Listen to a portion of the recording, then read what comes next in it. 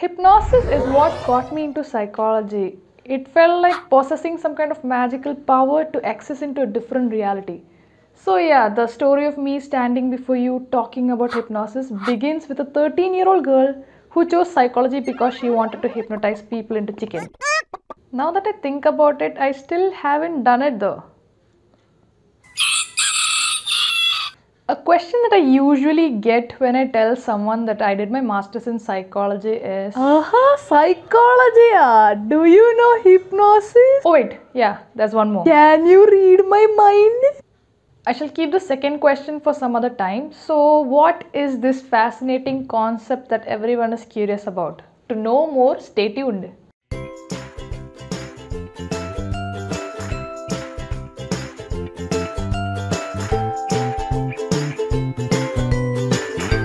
Hypnosis refers to a trance-like state where a person's concentration, attention, sensitivity increases during the hypnotic state. A person experiences increased receptiveness and responsiveness in which internal thought and feelings are even more important than the external factors.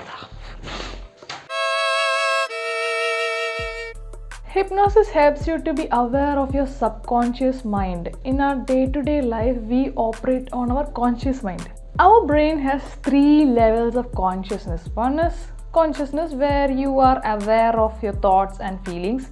Then there is subconscious, and then there is the unconscious mind about which you have zero awareness of. When you're in a hypnotic state, what happens is that you start seeing a part of your mind that you are not always aware of. The hypnotist acts like a facilitator who guides you into your own mind, and you can find yourself answering to his questions in an automatic manner. The person who has guided you into your internal mind can also give you a whole different scenario from your day-to-day familiar reality by suggesting you certain smells, feelings, sounds, etc. In this state, the hypnotic state, you will totally forget about the external environment and be pulled into your own mind. I don't think people can be hypnotized. I mean, when I was hypnotized, I was aware of all the questions and I answered them just because I wanted to. Of course, you would be aware of the questions, or else it would be me talking to a sleeping person, and that's not a hypnotist, that's a crazy person who lost her mind. But yeah, in certain situations, you might face a slight amnesia where you forget what happened during the procedure of hypnosis, but you were aware during the whole procedure because it is extremely difficult to hypnotize you against your will. The hypnosis, which is practiced by licensed physicians to help his clients with various psychological disorders, is called hypnotherapy. Now you might be wondering if everyone can be hypnotized. Easy answer would be that if you're willing, yes. If you're not, then it would be extremely hard.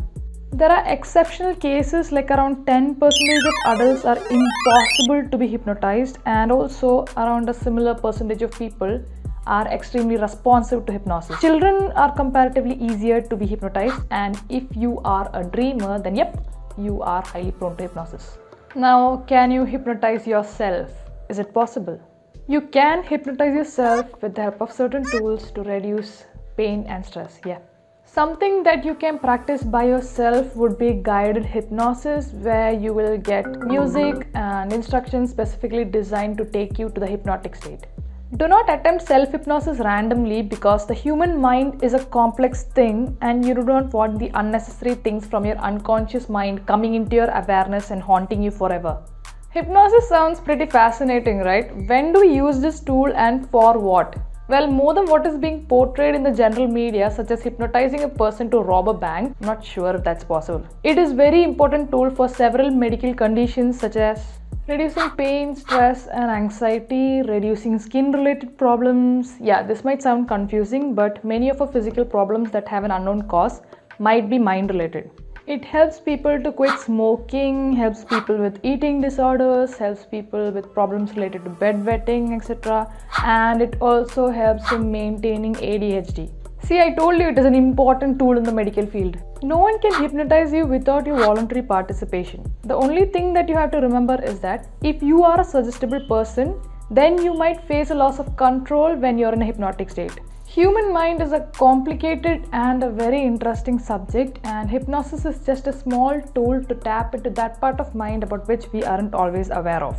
If you want to learn more about hypnosis and about how to use them in your life, then here are a few books that I would like to suggest. Trancework, Can You Be a Hypnotist? Handbook of Hypnotic Suggestions and Metaphors. I hope you like this video, and to watch more such videos, please do subscribe to my channel, and if you like the video, do not forget to click on the like button. If you have anything to talk to me about, leave a comment below or do contact me at my email address.